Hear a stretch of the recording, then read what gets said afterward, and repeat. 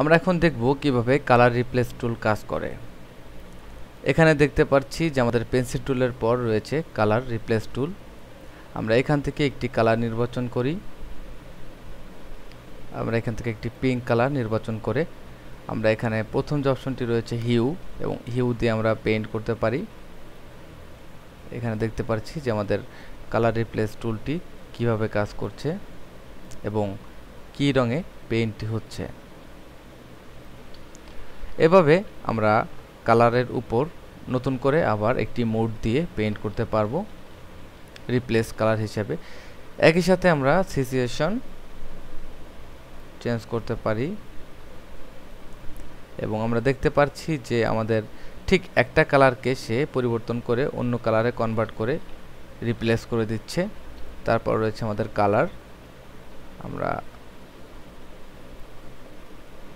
Colour paint করতে পারি।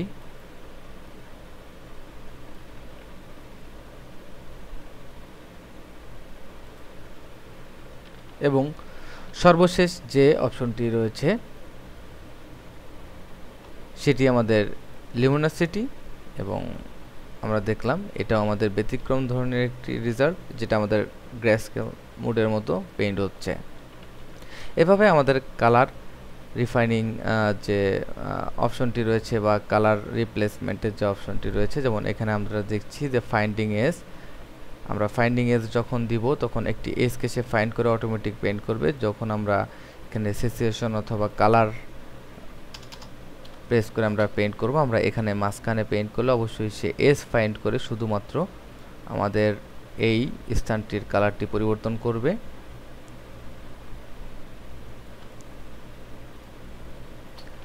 আর আমরা যদি নর্মাল অবস্থায় পেইন্ট করি, এতে আমাদের বাইরের রংটিকে সে ডিটেক্ট করবে। এবং আমরা দেখতে পাচ্ছি যে আমাদের কালারের যে পরিবর্তনটা আমরা সব থেকে ভালো ফাইন্ডিং এজ ব্যবহার করতে পারি, যে আমাদের এজটিকে সে ডিটেক্ট করেই পেইন্টটি করবে। আমাদের ব্রাশের 50% বাইরে থাকলেও অবশ্যই সে এজ ফাইন্ড করে পেইন্ট করতে পারছে।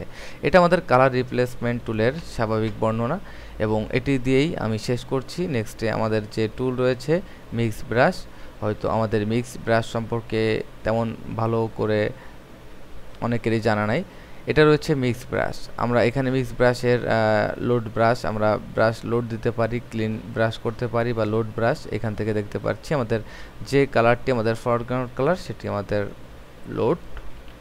এখানে আমাদের রয়েছে আমাদের কিছু প্রিসেট, ওয়েট, এখানে রয়েছে ড্রাই, এখানে রয়েছে আমাদের ভেরি ওয়েট, এবং প্রত্যেকটা প্রিসেটের ভেরি হেভি মিক্স আমরা চেঞ্জ করে করে ইচ্ছামতো ব্যবহার করতে পারবো। এখানে ওয়েট আমরা ইচ্ছামতো ভ্যালু দিতে পারবো, যেমন আমরা এখানে ওয়েট 30% দিয়ে পেইন্ট করতে পারি, অথবা আমরা এখানে লোড 100% মিক্স ফ্লিউ দিতে পারবো।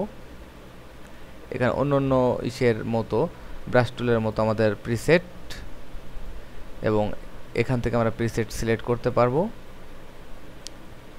ব্রাশের সাইজ আমরা কমাইতে বাড়াইতে পারবো। নেক্সট আমরা স্ট্যাম্প টুল নিয়ে আলোচনা করব। আপাতত আমরা এখানে ব্রাশের ঝামেলা থেকে মুক্তি নেব।